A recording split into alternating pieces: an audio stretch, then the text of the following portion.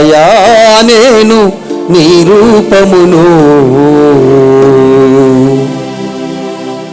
చేరాలయా నేను నీ సన్నిధిని,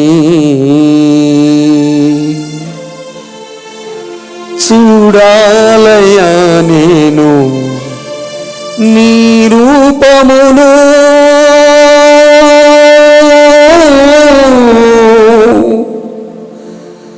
చేరాలయా నేను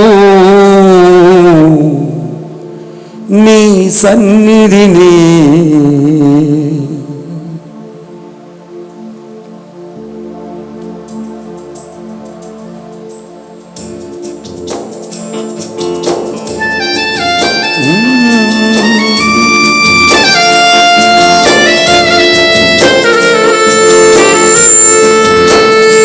అందరము కళ్ళు మూసుకొని లీనమైపోతూ పాడబడుతుందమ్మా. ఖచ్చితంగా దేవుని దర్శనము చూస్తాం.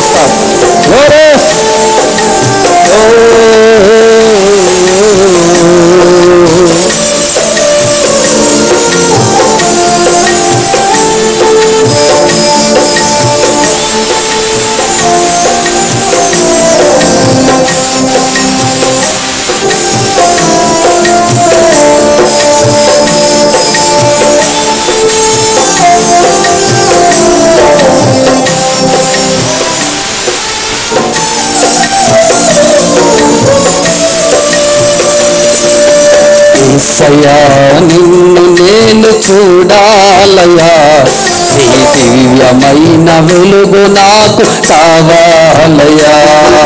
యేసయ్యా నిన్ను నేను చూడాలయా, నీ దివ్యమైన వెలుగు నాకు కావాలయా. చూడాలయా నేను నీ రూపమును, చేరాలయా నేను నీ సన్నిధిని. చూడాలయా నేను నీ రూపమును, చేరాలయా నేను నీ సన్నిధిని. చేరాలయా నేను నీ సన్నిధిని. యేసయ్యా నిన్ను నేను చూడాలయా, దివ్యమైన వెలుగు నాకు కావాలయా.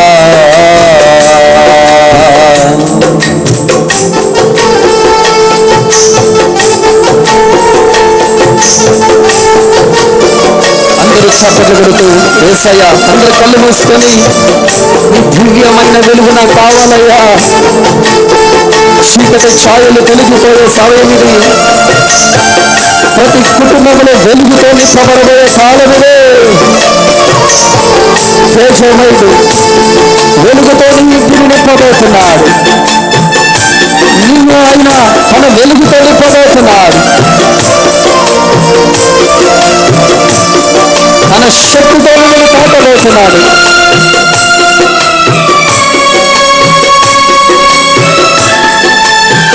యేసురాజానికి స్తోత్రములు. ప్రతి ఒక్కరూ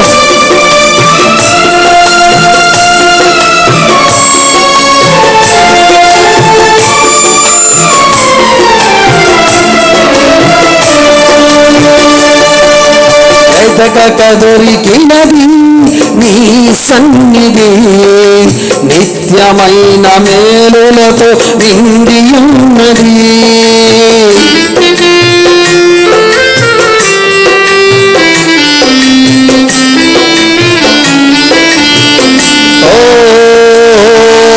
వెతకక దొరికినది నీ సన్నిధి, నిత్యమైన మేలులతో నిండి ఉన్నది. ఏలియాను పోషించినది, కరువులో కరుణించినది. ఏలియాను పోషించినది, కరువులో కరుణించినది. కన్న తండ్రిలా కాలి కాపలా కాపాడినది నీ సన్నిధి. అందరూ కలిసి కన్న తల్లిలా కంటి పాపలా కాపాడినది నీ సన్నిధి చూడాలయా నేను నీ రూపములు చేరాలయా నేను నీ అందరూ కలిసి చూడాలయా నేను నీ రూపములు చేరాలయా నేను నీ సన్నిధి యేసయ్యా ఓ యేసయ్యా నిన్ను నేను చూడాలయా దివ్యమైన వెలుగు నాకు కావాలయా యేసయ్యా నిన్ను నేను చూడాలయా నీ దివ్యమైన వెలుగు నాకు కావాలయా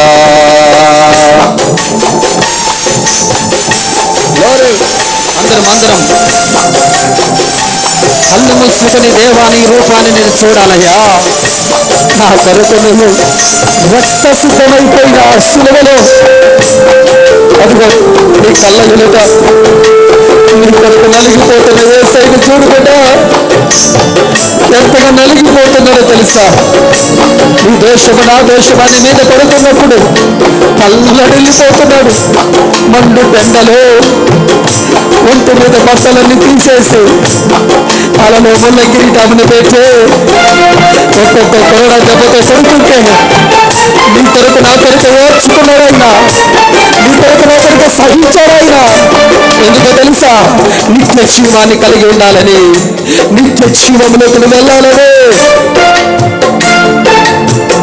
రక్తమంతా మారిపోస్తున్నాడు నోరు ఎండిపోతున్నా రక్తమంతా కాలిపోతున్నా వద్దనలేదు తెలుసా చేతులు ముందు గుచ్చుకుంటేనే భరించలేని మనము 7 అంగుళాలు కలిగిన ఒక మొల తీసుకొని చేతులు కొడుతుంటే నరాలు చిట్లించి పగిలిపోతుంటే ఒకసారి ఆ దృశ్యాన్ని కళ్ళ ముందు తెచ్చుకుంటే ఎలా సహించగలుగుతాము అటువంటి దేవుని నువ్వు ఎలా మర్చిపోతున్నావు కదా అటువంటి దేవుని ఎందుకు పదే పదే సలుగుతున్నా ఇక్కడికి ఎవరైనా ఇంత త్యాగం చేశారా ఆయన కార్చిన రక్తములోనికి విడుదలిచ్చాడే స్వస్థతనిచ్చాడే రోజు ఒకటి అడుగు ఈ రూపాన్ని నేను చూడాలయ్యా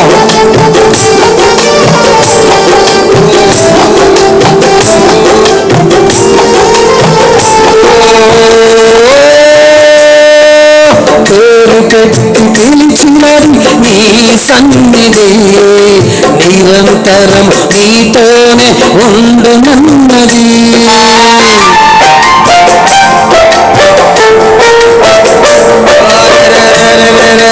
పేరు పెట్టి పేరు పెట్టి నిన్ను నన్ను దేవుడు ఓయ్ హలో అని పిలవలే పేరు పెట్టి పిలిచాడు అందుకని గట్టిగా చప్పట్లు కొట్టు దేవుని కామే ఓ పేరు పెట్టి పిలిచినది నీ సన్నిధి నిరంతరం నీతోనే ఉండునన్నది మోషేను మోషేను నడిపించినది నాయకునిగా నిలిపియున్నది మోషేను నడిపించినది నాయకునిగా నిలిపియున్నది కన్న తండ్రిలా కాలి నడకలో తోడై ఉన్నది నీ సన్నిధి అవునయ్యా కన్న తండ్రిలా కాలి నడకలో తోడై ఉన్నది నీ సన్నిధి చూడాలయా అందరూ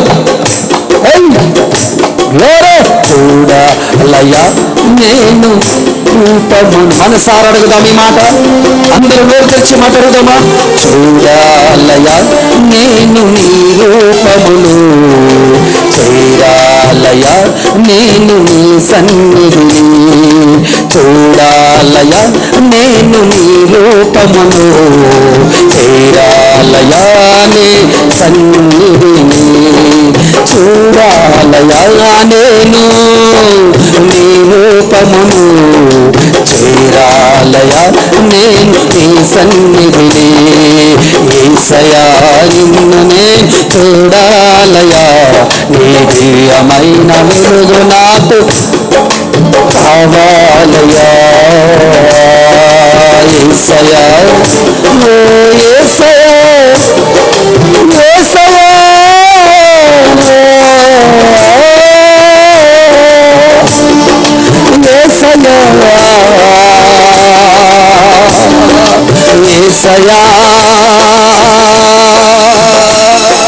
యేసయ్యా నా యేసయ్యా యేసయ్యా నా యేసయ్యా నిన్ను నేను చూడాలయా నీ దివ్యమైన వెలుగు నాకు కావాలయా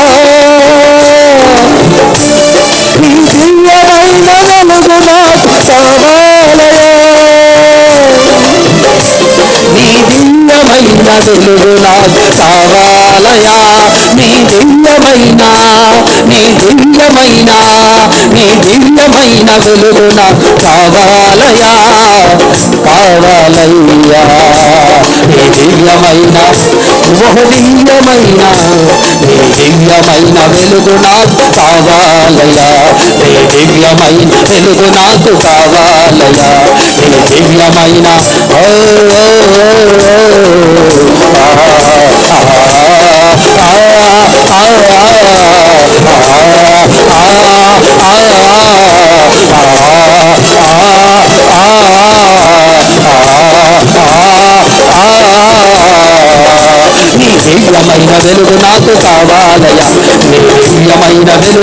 కావాలయా నీ దివ్యమైన వెలుగు నాకు కావాలయా నీ దివ్యమైన వెలుగు నాకు కావాలయ్యా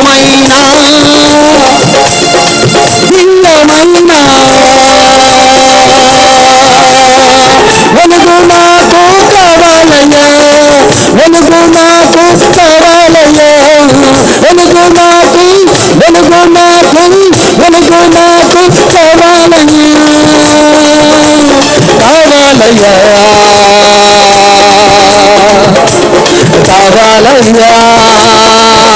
నీ దివ్యమైన వెలుగు నాకు కావాలయ్యా నీ దివ్యమైన వెలుగు నాకు కావాలయ్యా నీ దివ్యమైన వెలుగు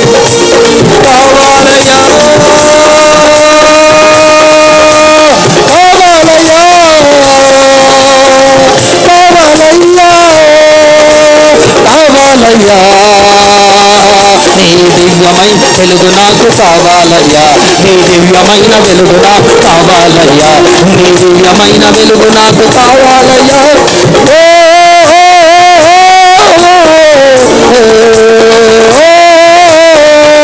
నీ దివ్యమైన వెలుగు నాకు కావాలయ్యా నీ దివ్యమైన వెలుగు నాకు కావాలయ్యా అదిగో వెలుగు ప్రకాశిస్తున్న వేళ ఒక్కొక్కరి మీద ఆయన వెలుగు ప్రకాశిస్తుండగా చీకటి ఛాయలు తొలగిపోతున్నాయి చీకటి బంధకాలు తొలగిపోతున్నాయి చీకటి క్రియలు తొలగిపోతున్నాయి చీకటి శక్తులు నీ యొక్క నుంచి తొలగిపోతున్నాయి చీకటికి సంబంధించిన ప్రతి మాంత్రిక తంత్ర శక్తులు ఇప్పుడే లైసెన్సబడుతున్నాయి దేవుని శక్తి చేత దేవుని బలము చేత ఒక్కొక్కరి మీదకి దేవుని బలమైన అగ్నివలే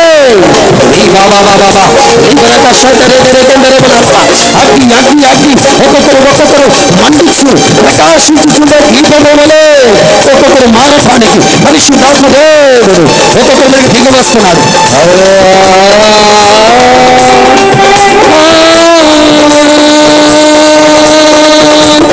దివ్యమైన వెలుగు నాకు కావాలయా నీ దివ్యమైన వెలుగు నాకు కావాలయా నీ దివ్యమైన వెలుగు నాకు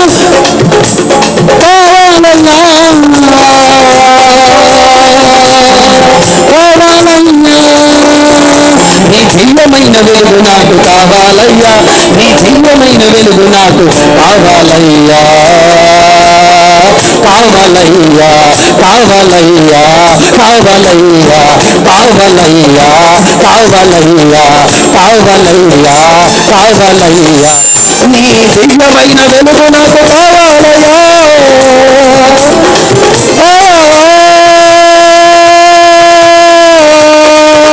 నీ దివ్యమైన వెలుగు నాకు కావాలయ్యా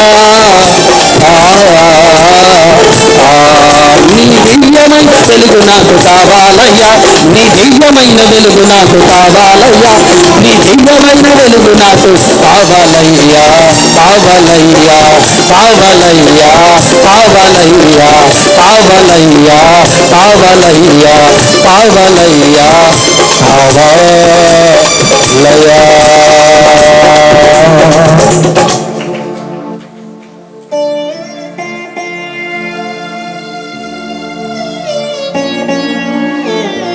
చూడాలయా నేను నీ రూపమును, చేరాలయా నేను నీ సన్నిధిని. గట్టిగా చప్పలు కొడితేసే నామని మైపురద్దామా బిగ్గరగా.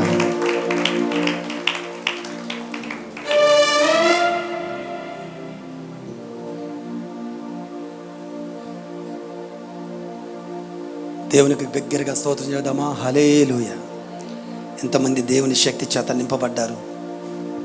మరొక్కసారి గట్టిగా చప్పలు కొడదామా యేసయ్యకి, గట్టిగా గట్టిగా గట్టిగా.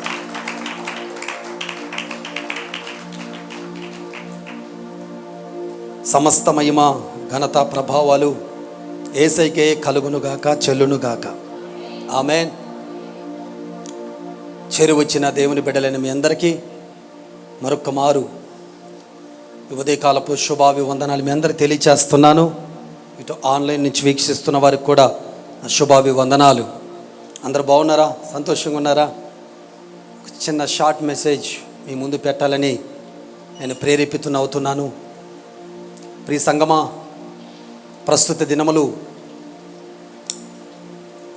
సిలువ ధ్యానములు, గుడ్ ఫ్రైడే సీజన్లో మనం ఉన్నాం.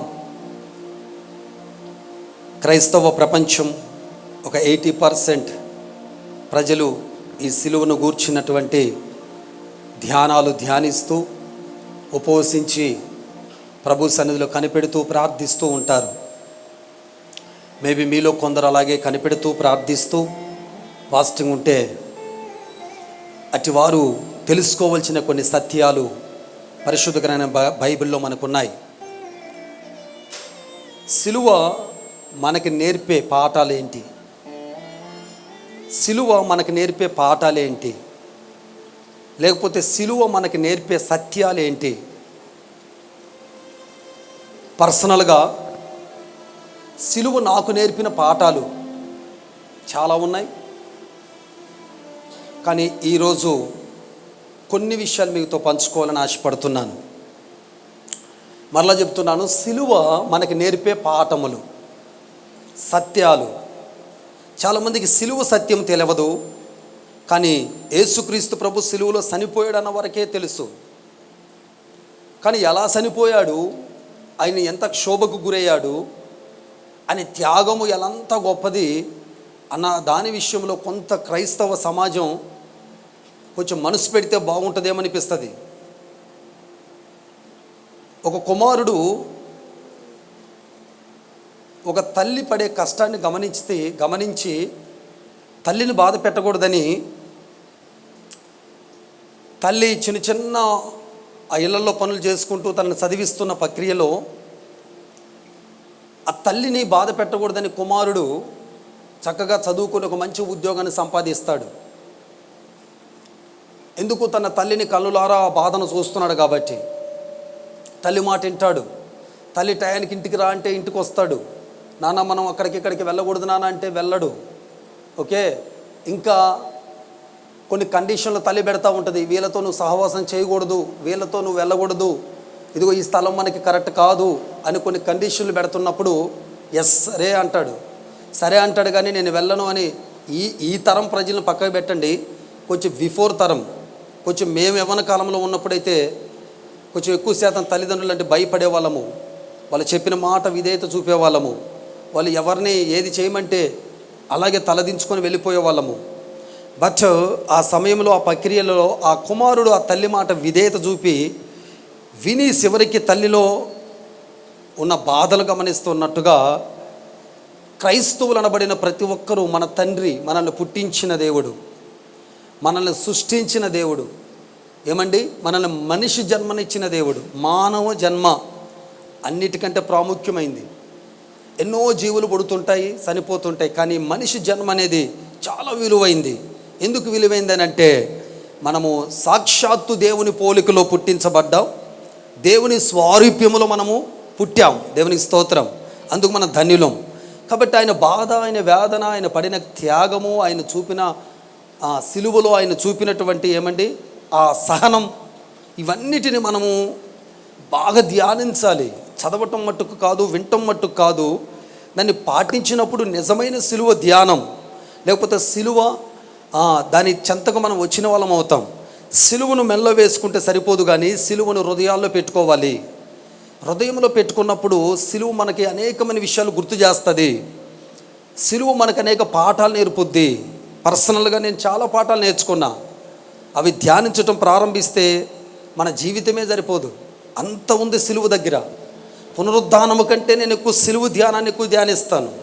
పునరుద్ధాన శక్తి వండర్ఫుల్. అది మనల్ని శక్తిమంతులు చేస్తుంది. పునరుద్ధాన శక్తి మనల్ని ఒక ఉత్తేజభరితులుగా చేస్తుంది. ఆ శక్తి మనలోకి వచ్చి మనల్ని శక్తిమంతులు చేస్తుంది, విడుదల చేస్తుంది, స్వస్థపరుస్తుంది. గుడ్. కానీ సిలువ శక్తి మనల్ని దేవుని దగ్గరికి, దేవుని కౌగిటికి మనల్ని చేరుస్తుంది. ఆమేన్, హల్లెలూయా. అందుకే నా నామములో మీరు దెయ్యాలు వెళ్ళగొట్టి ఉండొచ్చు, నా నామములో మీరు రోగులని స్వస్థపరిచి ఉండొచ్చు, ఎన్నో అద్భుతాలు చేసి ఉండొచ్చు. అటు వారి గురించి యేసయ్య చెప్పిన సాక్షాత్తు కలిగిన ఒక మాట ఏంటో తెలుసా? అక్రమం చేయవారులారా నా యొద్ద నుంచి పోండి. వాళ్ళు ఎవరు? పోండి అన్న వాళ్ళంతా ఎవరు?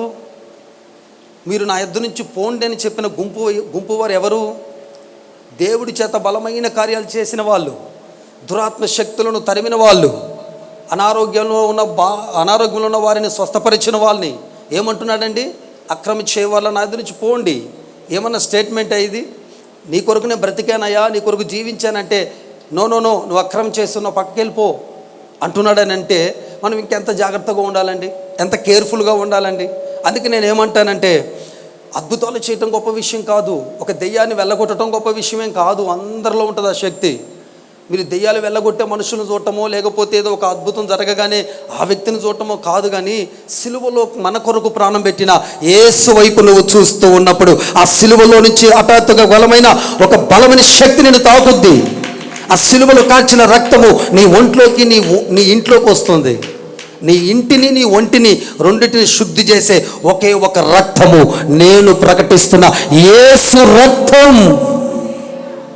ఆ రక్తం పవిత్రమైన రక్తం, పరిశుద్ధమైన రక్తం, నిష్కలంకమైన రక్తం. ఆ రక్తము నీ కొరకు, నా కొరకు కార్చబడింది.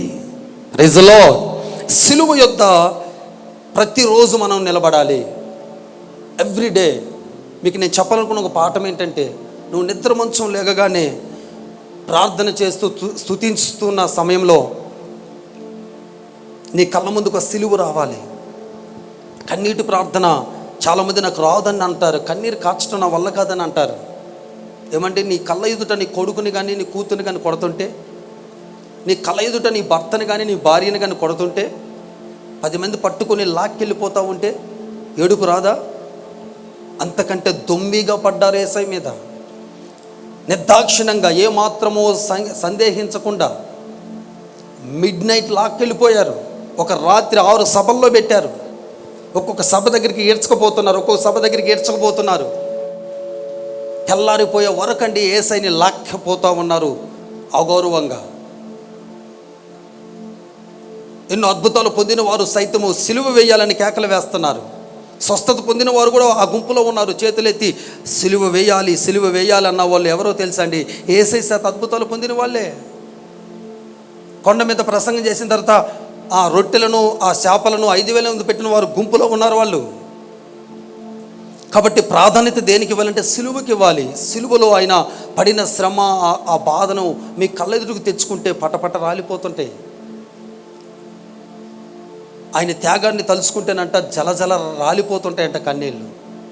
కన్నీటి ప్రార్థన మనకు సిలువిస్తుందండి. ఆమేన్ చెప్పండి. సిలువలో మనం ఎన్నో పాఠాలు నేర్చుకోవచ్చు. ఈరోజు ముచ్చటగా ఒక 3 విషయాలు మీతో పంచుకుంటాను. మనందరికీ చాలా సుపరిచితమైన వాక్య భాగమే అపోస్తలుడైన పౌలు గారు ఫిలిప్పీయులకు రాసినటువంటి పత్రిక 2వ అధ్యాయము 5, 6, 7, 8 4 వచనాలు మీ ముందు నేను పెడతాను.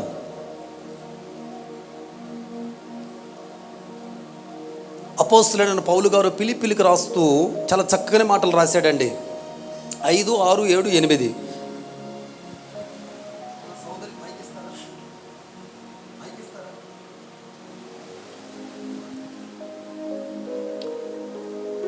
జాగ్రత్తగా వినండి, నేను చదువుతాను.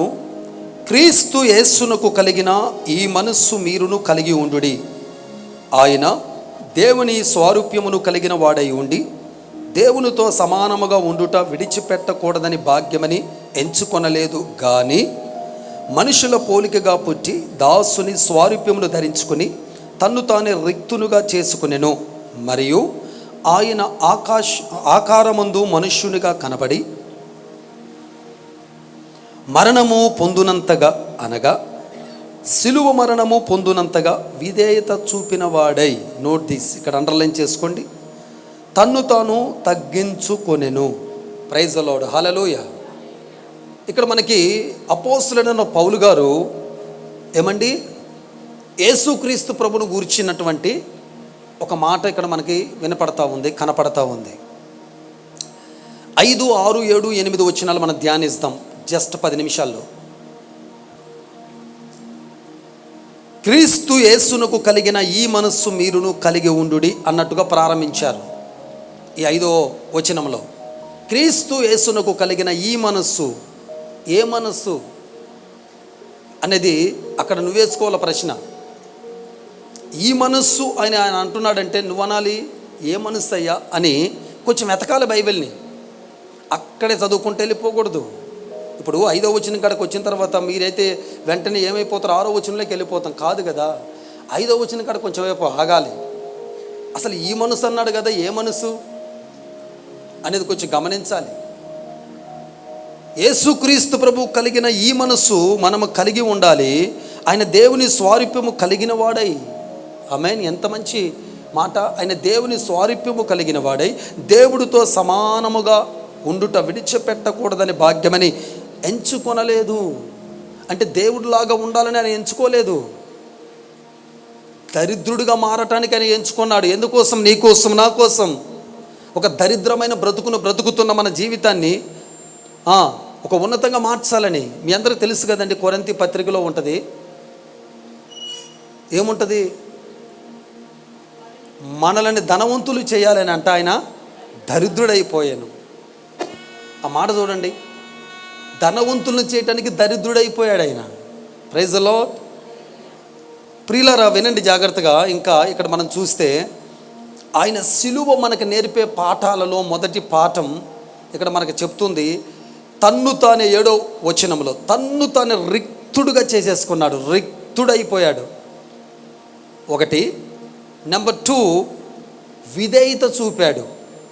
నెంబర్ 3 తన్ను తాను తగ్గించుకున్నాడు. ఈ 3 విషయాల మీద 2 నిమిషాలు 6 నిమిషాలు చెప్పిన ముగిచ్చేస్తాను.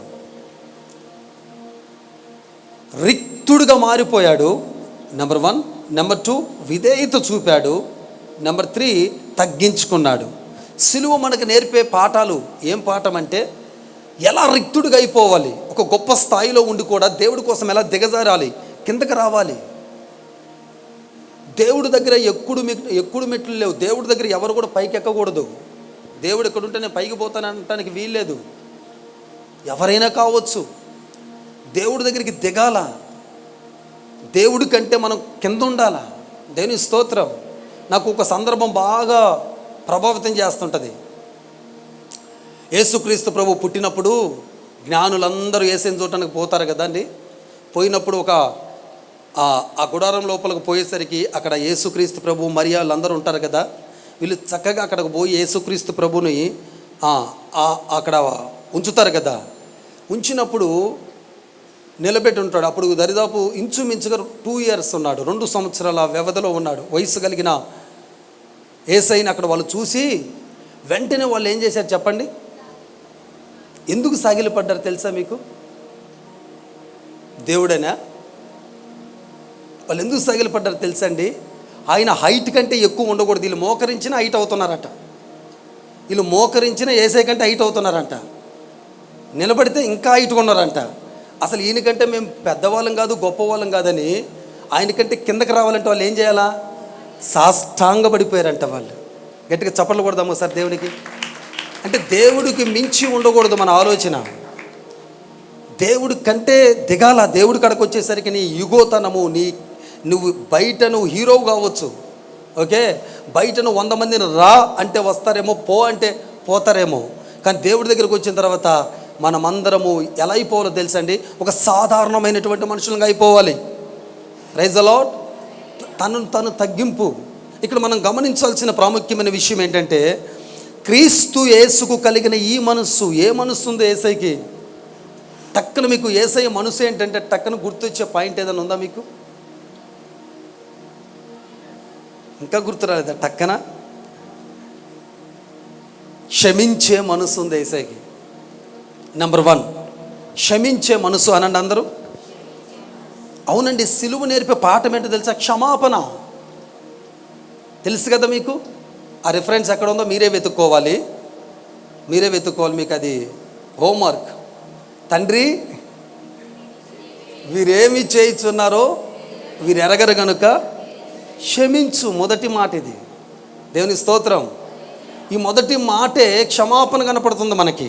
ఎస్, యేసయ్య మనసు ఏంటి? క్షమాపణ మనసు. ఇక్కడ ఎలా పౌలు గారు ప్రారంభించాడు? క్రీస్తు యేసు కలిగిన ఈ మనసు మీరు కలిగి ఉండండి. క్షమాపణ మనసు ఉండాలి. నేను 40 రోజులు ఫాస్టింగ్ చేస్తానండి, నేను 70 రోజులు ఫాస్టింగ్ చేస్తానండి. నీ ఫాస్టింగ్ ఎవరికి కావాలి బిడ్డ? నీ ఉపవాసంలో కోపమును పగగా మార్చుకుంటున్నావా, లేకపోతే తగ్గించుకుంటున్నావా? చాలామంది జీవితాల్లో కోపం ఉంటుందండి. కోపం అంటే కొంచెంసేపు ఉంటుంది, వెళ్ళిపోద్ది. కానీ పగంట సచ్చేదాకా పోదంట. కోపానికి పగకి చాలా తేడా ఉంది. కోపం పగవకూడదు. కోపం ముదిరితే ఏమవుద్ది? పగవుతుంది. మరి రోజు రోజుకి కోపాన్ని పెంచి పోషించుకుంటాము అనుకో, రాను రాను ఏమైతే వాళ్ళు కనపడగానే నీకు పగ, ఏదో ఒకటి చెయ్యాలి. పగ ఉండకూడదంట మనిషికి. మనిషి పగబట్టకూడదంట. మీకు తెలుసు ఎవరు పగబడతారు అసలు వాస్తవానికి? పాములు కదా పగబట్టేది. పాపం ఇప్పుడు అయ్యేమంటలా, ముట్టుకున్నా ఏమంటలా. అర్థమవుతుందండి? పాములు ముట్టుకుంటున్నారు, ఆటాడిస్తున్నారు, ఏమేమి చేస్తున్నారు. అది పాపం అలాగే ఒక బొమ్మలాగా చూస్తున్నాయి. ఆ పగబట్టే నైజం మనుషులకు వచ్చేసింది. అందుకే పాముకు నోట్లోనే విషం ఉంటుందట, మనిషికి నిలువెల్లా విషం అట కదండి. సో కోపం పగగా వెళ్ళిపోతుంది. ఎందుకు? క్షమాపణ మనం తొందరగా కోరుకోలేదనుకోండి, ఆ క్షమాపణ కోరకపోతే ఏమవుద్ది? మన లోపల అంతరంగంలో ఆ వ్యక్తి మీద ద్వేషం, పగ పెరిగిపోతుంటుంది. పగ పెంచుకోవద్దు ప్లీజ్. బైబిల్లో జరిగిన ఒక సంఘటన మీకు జ్ఞాపకం చేస్తాను. యేసుక్రీస్తు ప్రభు సిలువుకు పట్టబడినప్పుడు ఒక ఇద్దరు బద్ధ శత్రువులుగా ఉన్నారు. ఒకరెవరంటే చెప్పండి మీరు? ఇద్దరు బద్ధ శత్రువులుగా ఉన్నారు. ఒక ఆయన పేరు ఏం పేరు? పిలాతు. ఇంకొక ఆయన పేరు హేరోదు. వీళ్ళిద్దరు బద్ధ శత్రువులుగా ఉండంట. యేసయ్య సిలువు దగ్గరికి రాగానే వీళ్ళిద్దరు ఏమైపోయారంట? చెప్పండి అమ్మా. ఫ్రెండ్స్ అయిపోయారంట, మిత్రులు అయిపోయారంట. అంటే సిలువు దగ్గర ఏముంది చెప్పండి? క్షమాపణ ఉంది. ఒకరినొకరు క్షమించేసుకున్నారంటండి బద్ధ శత్రువులు. కానీ ఇన్ని సంవత్సరాల నుంచి సిలువు ధ్యానాలు చేస్తున్నావాక, 40 రోజులు ఫాస్టింగ్ అంటావు. ఏమ్మా ఇప్పుడు ఏంటమ్మా కొంచెం బకసిక్కిపోయినవి ఏంటమ్మా అని అంటే 40 days ఫాస్టింగ్ పాస్టర్ గారు అంటావు. సూపర్, ఫాస్టింగ్ చేయి. కానీ క్షమాపణ ఉందా? క్షమిస్తున్నావా? పట్టిన బాధ పెట్టిన, నిద్రలేని రాత్రులనికి చేసిన, సంపటానికి కత్తెత్తుకొని పరిగెత్తినా, ఎంత టార్చర్ పెట్టినా ఆ వ్యక్తిని క్షమించే మనసు నీకుంటేనంట దేవుడు సమస్తము నీకు తీసుకొచ్చి నీ ముందు పెడతాడంట. క్షమాపణలో సమస్తం ఉన్నాయి. ఆమెన్. క్షమించటమే ఒక మనసు దేవుడిది. అంత కొడుతున్నా సరే ఆయన క్షమించమంటాడే. నువ్వేమో చిన్న మాట అంటేనే నేను క్షమించనంటావు. కానీ ప్రియ సంగమా, ఒక మాట గుర్తుపెట్టుకో, క్షమాపణ అనే మనసు యేసయ్యకు ఉంది. రెండో మనసు ఏంటో తెలుసా అండి? ప్రేమించే మనసు. లోకమును ఆయన ఎంతో ప్రేమించెను. ఎంత? ఇంత అంతని కాదు. నేనంటాను ఎంతో అనే ప్లేస్లో ఈ భూమి మీద ఉన్న మెజర్మెంట్ సరిపోదు, అంత ప్రేమించాడు ఆయన. కొలతలు లేనిటువంటి ప్రేమ అంట అయింది, కొలవలేడట మనుషుడు, అంత ప్రేమతో ప్రేమించాడు ఆయన. మనసు అలాంటిది. అందుకే ప్రేమను గూర్చిన పదాలు ఎన్నున్నాయండి బైబిల్లో. ప్రేమ కలిగి ఉండుటకు ప్రయాసపడు, అన్నిటికంటే శ్రేష్టమైనవి మూడు. ఒకటి విశ్వాసము, నిరీక్షణ, ప్రేమ. నువ్వు ఎన్ని అద్భుతాలు చేసినా, అన్య భాషల్లో మాట్లాడినా, ఎన్ని ప్రవచనాలు చెప్పినా ప్రేమ లేనివాడివైతే, కనపడని నన్ను ప్రేమిస్తున్నా అంటున్నా నీవు నీ కళ్ళ ఎదుట కనపడే సహోదరిని నువ్వు ప్రేమించకపోతే ఇక 1, 2, 3 ఎన్నని చెప్పాలి సిస్టర్స్? బైబిల్ నిండా ప్రేమ గురించి ఉన్నాయి. దేనికి స్తోత్రం. ప్రేమ ప్రేమ ప్రేమ. దేవుణ్ణి ప్రేమించే అనేటువంటి వ్యక్తి ఖచ్చితంగా ప్రజలు ప్రేమిస్తాడు. ప్రజల మీద ప్రేమ కలుగుతుంటుంది. ప్రేమించేవాడే ఆత్మల భారం కలిగి ఉంటాడు. ఎందుకంటే నాకెందుకు అనిపిస్తుంది ప్రేమ లేనివాడు. ప్రతి ఒక్క బిడ్డని ఇంటి వలె ప్రేమించినప్పుడు ఏం కలుగుద్ది? అయ్యో నా తోటి సహోదరి ఇలా అయిపోతుంది, నా తోటి సహోదరుడు ఇలా అయిపోతున్నాడే, అయ్యో అయ్యో అనేటువంటి ఫీలింగు మన మైండ్లో రావాలా, మన మనస్సుకు కలగాల. అది ప్రేమించే మనసు అంటే. ఆ మనసు యేసయ్యకు ఉందంట. ఈ భక్తుడు ఏమంటున్నాడు? ఈ మనసే మీరు కూడా కలిగి ఉండుడి అంటున్నాడు. ఓకే, ఇంకొక 3వ మనసు ఏముందో తెలుసండి? శ్రమపడే మనసు ఉంది ఆయనకి. పేతురు రాసిన మొదటి పత్రిక 4:1. ఆ పై 2 మాటలకి మీరే రిఫరెన్స్ రాసుకోవాలి. పేతురు రాసిన మొదటి పత్రిక 4:1 ఉంది, శ్రమపడేటువంటి మనసును మీరు ఆయుధంగా చేసుకోవాలి అని ఉంటుంది కదండి. యేసయ్య మనసు శ్రమపడే మనసు. శ్రమించాడు మన కొరకు. ఎంతగా నలగొట్టబడుతున్నా సరే, కొట్టకండయ్యా, నేనేం తప్పు చేశానో ఎదురు తిరగలేదట, మారు మాట పలకలేదట. అక్కడ ఇంకా కొన్ని ప్రాముఖ్యమైన మాటలు ఉన్నాయి. ఒక మాటలు నేను బైబిల్లో చదివిస్తాను చూడండి. కొలస్సీలకు రాసిన పత్రిక 3:12, 13, 2 వచనాలు చదువుతారు చూడండి బైబిల్లో. అందరూ గమనించండి.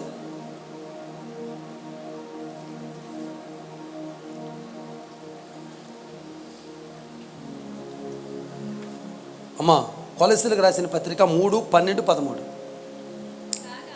కాగా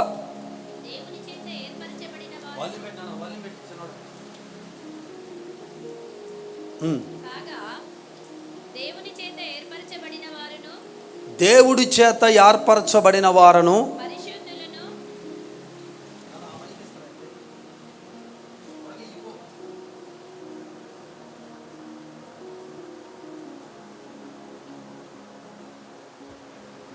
కాగా ఓకే దేవుని చేత ఏర్పరచబడిన వారును పరిశుద్ధులను ప్రియులునైన వారికి తగినట్లు మీరు జాలిగల మనస్సును దయాళుత్వమును వినయమును సాత్వికమును దీర్ఘశాంతమును ధరించుకొనుడి. ఎవడైనను తనకు హాని చేసెనని ఒకడు అనుకొనిన ఎడల ఒకనినొకడు సహించుచు ఒకనినొకడు క్షమించుకొనుడి. Praise the lord. 3 విషయాలు వచ్చినాయి ఇక్కడ. యేసయ్య మనసు క్షమించే మనసు, ప్రేమించే మనసు, శ్రమపడే మనసే కాదండి. ఇక్కడ 3 విషయాలు. జాలిపడే మనసు యేసయ్యది. ఓకే, ఇంకా అన్నిటికంటే ప్రాముఖ్యమైనది అక్కడ రాయబడినటువంటి మాటలో ఏముంది? దయ చూపే మనసు. ఒకరినొకరు సహించుకోవాలి. ఈ సహనము కోల్పోతున్నాం మనం. నువ్వు బాగా ప్రార్థన చేసే బిడ్డవే, సహనం కోల్పోతున్నాం. అది దేవుడు మన మీద మన మీద మోపుతున్న లోపం. నేరం వేరు, లోపం వేరు. ఓకే, ఇంకా మనం చూస్తే ఇక్కడికి వస్తే మనం ఎక్కడికి? ఫిలిప్పీయులకు రాసిన పత్రికకు వచ్చేస్తే, 1 క్షమించే మనసు, ప్రేమించే మనసు, జాలిపడే మనసు, శ్రమపడే మనసు, దయ చూపే మనసు. ఓకే, వీటన్నిటితో పాటు ఇక్కడ విధేయత చూపే మనసు అయింది. విధేయత చూపుతాడంట దేవుడు. మనకు తెలుసు ఇక్కడ ఏం రాయబడి ఉంది? విధేయతలో విజయం ఉంది. విధేయత ఎవరుంటారో వాళ్ళకి విజయము తథ్యం. ఈరోజు సిలువ మనకి విధేయత నేర్పుద్ది. సిలువ దగ్గర కూర్చొని ఆ సిలువ ధ్యానాలు చేస్తూ ఉంటేనండి మనలో ఉన్నటువంటి గర్వపు తత్వం అంతా పోద్ది. నీలో ఉన్న ముక్కు మీద కోపం కావచ్చు, ఎంత కోపం ఉన్నానే కాక సిలువ దగ్గర కూర్చుంటేనంట కోపం అంతా చల్లారిపోద్దంట. గట్టిగా స్తోత్రం చెప్పండి. గర్వం మొత్తం దిగిపోతుంటుందంట ఆ సిలువ దగ్గర కూర్చుంటే. విధేయతకి వ్యతిరేక పదం ఏంటో తెలుసా? ఎప్పుడు తిరుగుబాటుతనం. విధేయతకి వ్యతిరేక తిరుగుబాటుతనం. ఒకటి చెప్తే ఒకటి చేస్తుంటాం. దేవుడు ఇలా ఉందమ్మా, వాక్యం ఇలా నడువమ్మంటే దానికి విరోధంగా చేస్తుంటాం. మరి ఏం తెలవదున్నట్టు ఉంటాం. కానీ విధేయత చూపే మనసు యేసయ్య మనసు. ఆ మనసును మనం కలిగి ఉండాలి. ఆ మనసు మనకు రావాలని అంటే ఊరికినే విధేయత నాకు రావాలంటే రాదు. ఉదయం లేకగానే నీ కళ్ళ ఎదుట సిలువని ఒక్కసారి ప్రదర్శన చేసుకో. పోయిన వారం ఒక మాట చెప్పాను, మీకు గుర్తుందా? ఎండింగ్ వచ్చినాం, లాస్ట్ అదే మాట చెప్పి ప్రేర్ చేశాను. ఏ మాట అది? మీ కళ్ళ ఎదుట ఎప్పుడు సిలువ ప్రదర్శించబడాలి. సిలువ ప్రదర్శించబడతా ఉండాలి మన కళ్ళ ఎదుట ఎప్పుడు. సిలువలో నుంచి వచ్చేటువంటి ఆ శక్తి శాశ్వతంగా ఉంటుంది మనలో. అది అప్ అండ్ డౌన్ ఉండదు. నేను మీకు చెప్పే ఒక మాట ఏంటంటే, కొంతమందికి ఇది నచ్చద్దో నచ్చకపోవచ్చు. నేను పునరుద్ధాన శక్తి కంటే మరలా చెప్తున్నాను, సిలువ శక్తిని ఎక్కువ ఇష్టపడతాను. సిలువ శక్తి ద్వారా నేను ఎక్కువ శక్తి పొందుకున్నాను. సిలువని నా ముందు తెచ్చుకొని, ప్రభు నిన్ను అలా కొట్టారా ప్రభా, ఎలా కొట్టారు ప్రభు, ఎలా భరించావు ప్రభా, ఆ ముళ్ళ కిరీటం పెట్టాడు ఊహించుకుంటా పడి దేవుడు పాదాల దగ్గర ఏడ్చుతూ ఉండేవాడిని. ఒక్కొక్క ముళ్ళుని చరిత్రలోకి వెళ్ళి చదివేవాడిని. దరిదాపుగా ఎంత పొడుగుందో ఒక్కొక్క ముళ్ళు, ఇంత పొడుగుంది. అది ఎంత ఇరిచినా ఇరగదట. ఆ ముళ్ళు ఇటు అటు గుచ్చితేనంట 2 ముళ్ళు అతుక్కుంటాయంట లోపలికి వెళ్ళి. అది ఒకసారి ఇమాజినేషన్ చేసుకుంటే ఎంత కన్నీళ్ళు వస్తాయి. ఏమంటే సుమారు 6-7 అంగుళాలు కలిగినటువంటి ఒక మొలని ఒక అరిచేతిలో ఒక సుత్తి తీసుకొని నిర్దాక్షిణంగా గోడకేసి కొట్టినట్టు కొడితే ఎట్లుంటుంది ఒకసారి. 2 కాళ్ళు కలిపి ఆ 2 కాళ్ళ మధ్యలో ఆ యొక్క మేకును కొడుతుంటే ఒకసారి ఎలా ఉంటుంది. ఒక్కసారి చిన్న కర్రతో కొడితేనే ఎంతో గంటసేపు ఏడుస్తూ ఉంటాం. కొరడానికి ఒక నట్టు కట్టి శరీరం మీద బట్టలు లేకుండా దాని మీద ఇసిరి ఆ నట్టు పోయి శరీరంలోకి వెళ్తేనంట నిర్దాక్షిణంగా లాగేవాళ్ళట. అలాగా లాగుతుంటేనంట కొరడతో పాటు శరీరం ఎగిరి పడేదంట ముక్కలుగా. ఊహిస్తే జలజల రాలిపోతుంటాయి కన్నీళ్ళు, పటపట కన్నీళ్ళు వచ్చేస్తుంటాయి. ఆ సిలువలో నుంచి కార్చే ఆ సిలువలో నుంచి వచ్చేటువంటి శక్తి శాశ్వతంగా మళ్ళీ నిలుస్తుంటుంది. అప్పుడు ఆ సిలువలో నుంచి పంపించే శక్తి, సిలువ దగ్గర జరిగిన కార్యాలు, గొప్ప కార్యాలు జరిగినాయి. ముందున్న దినాల్లో చెప్తాను, సిలువ యొద్ద ఘనమైన కార్యాలు జరిగాయి. శత్రువులు సైతం కనికరించాడు ఆయన. సిలువ అప్పుడు ఎన్ని అద్భుతాలు జరిగినాయో మీరు చదవమన్నాను కదా. పోయిన వారం మీకు ఒక హోంవర్క్ ఇచ్చాను, చదువుతున్నారు.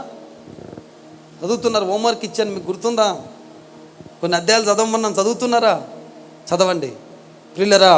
నా మాటలు ముగించే ముందు గుర్తుపెట్టుకోండి, విధేయతగా ఉండండి. లాస్ట్గా ఆయన ఏం చెప్పాడంటే తగ్గింపు కలిగిన మనస్సు అండి అయింది. 7 విషయాలు చెప్పాను మీకు. తగ్గింపు కలిగిన మనస్సు అండి అయింది. తగ్గించుకుంటాడు ఆయన. తగ్గించుకున్నాడు కనుక ఒక్కసారి 11వ వచనంలో ఏముంది తెలుసా? దేవుడు ఆయనను అధికముగా హెచ్చించాడంట. గట్టిగా చప్పట్లు కొడదామా ఈ మాటకి? ఏం చప్పట్లండి ఆ చప్పట్లు? చప్పగా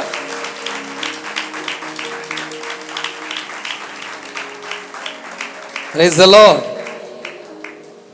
ఎవరు తగ్గించుకుంటారో హెచ్చిస్తాడు.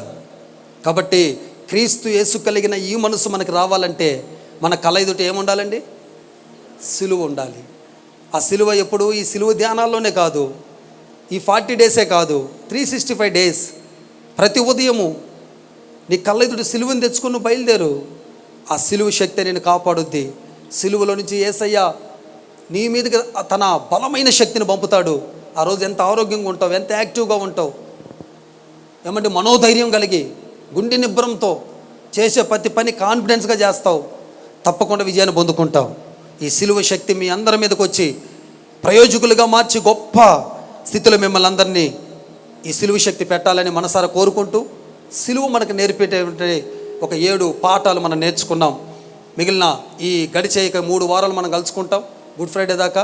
ఇలాగ మన సిలువను కూర్చున్న కొన్ని పాఠాలు నేర్చుకుంటూ ముందుకెళ్దాం. దేవుడి మాటలు దీవించి ఆస్వాదించును గాక. అందరు లేచి నిలబడదామా?